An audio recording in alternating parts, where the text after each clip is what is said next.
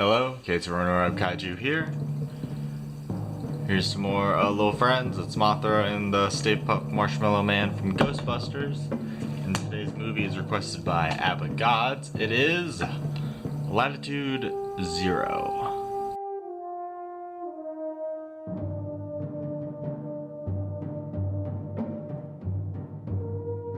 When a group of men go out for deep-sea exploration, there is a large eruption, and soon they find themselves in an underwater utopia. A lot of Toho's familiar Showa faces are here, and they do well.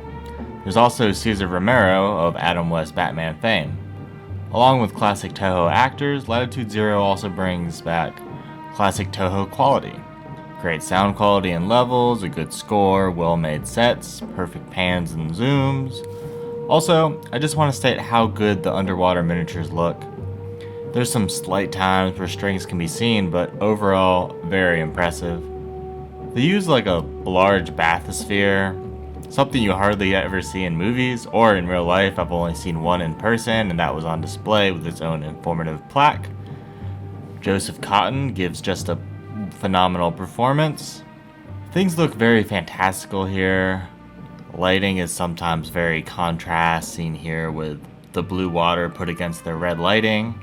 The eruption at the beginning is, I wouldn't be the one to say if it looks realistic to what the movie was trying to convey, but it looks good. It looks interesting.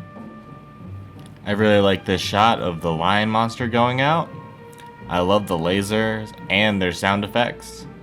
The finale is a great spectacle with explosions, a fight against the sub, an actually good-looking kaiju scene. These added people weren't needed.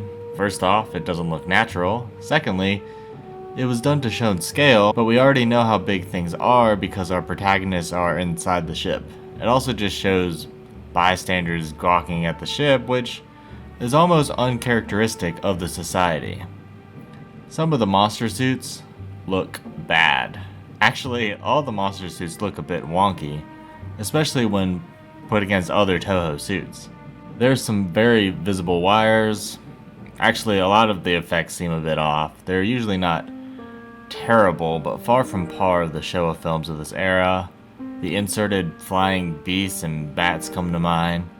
After a string of good scenes, the film ends on this shot that's a bit shaky, but my main gripe is how it zooms out, stops, zooms out some more, stops, and then zooms out again. I hate it. And it's a terrible thing to end on, especially after the best scenes of the movie. Latitude 0 isn't my favorite Toho film. It's a bit slow, the effects are a bit less convincing, but it does have a memorable antagonist. Actually, lots of memorable things. I might not recommend it to everyone, but definitely would to Showa Toho fans that haven't seen it, and of course to anyone who's found interest in any of the footage shown.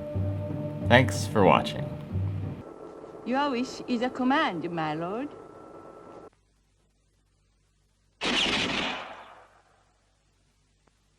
Maybe you'd better test you, too. No.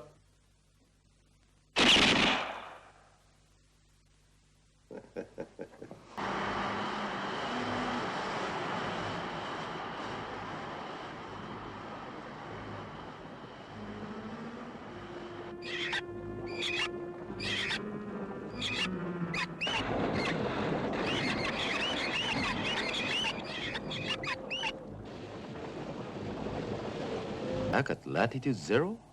Well, that's only a place on maps where the equator and the international date line cross. But there's no land there.